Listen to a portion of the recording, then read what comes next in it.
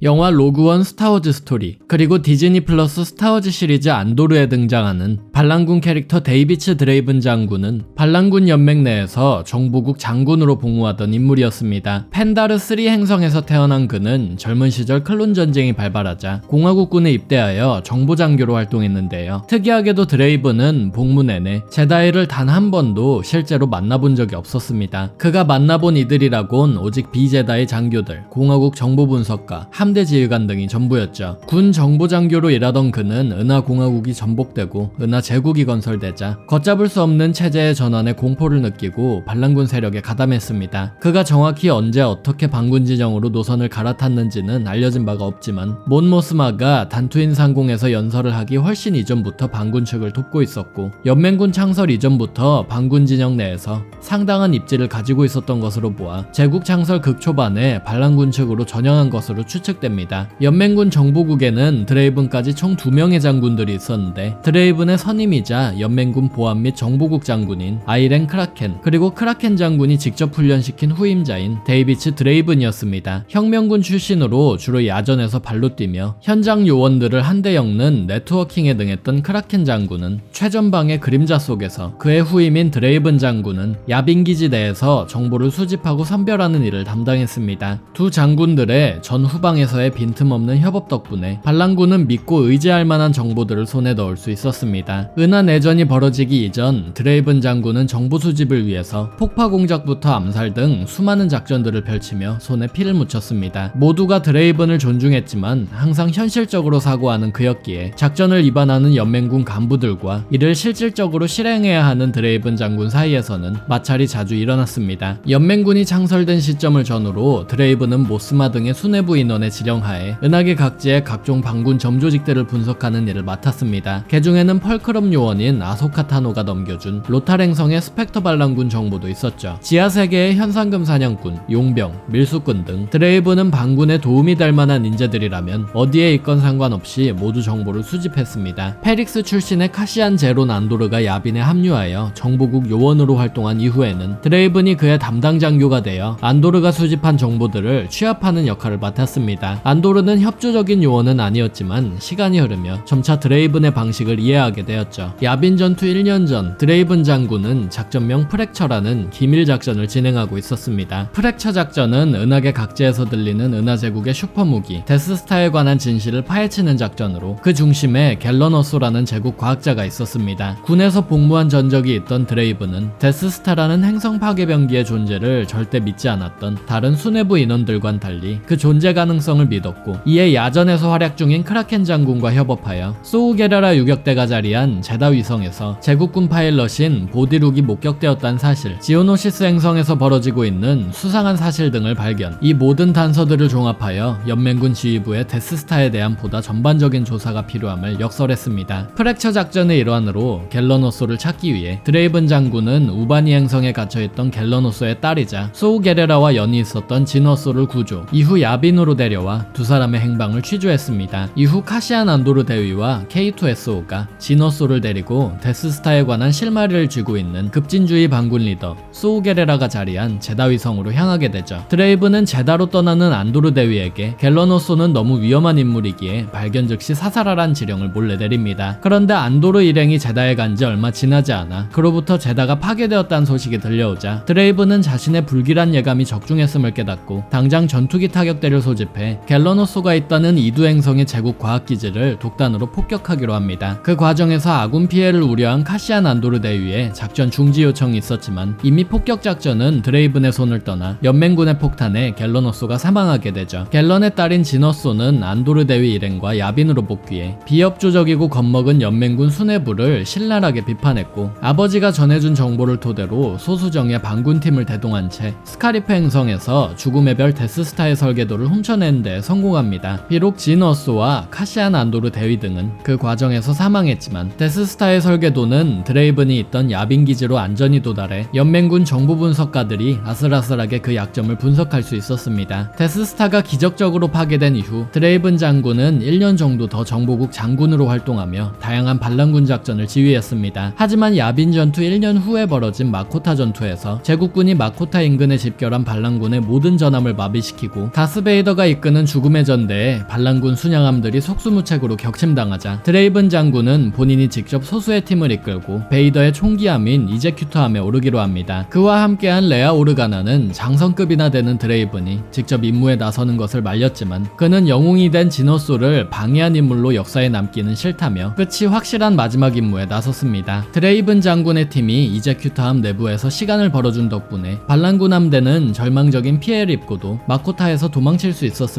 드레이븐은 마지막 순간까지 저항했지만 다스베이더 본인이 그의 앞에 나타났고 시간만 끌면 되는 싸움에서 우리가 이겼다는 유언을 끝으로 드레이븐은 베이더의 포스 초크에 사망했습니다. 드레이븐을 비롯한 무수한 연맹군 장성들이 사망한 절망적인 마코타 전투 이후 크라켄 장군이 사망한 자신의 후임자를 대신해 다시 연맹군 정보국 지휘관으로 복귀하게 됩니다.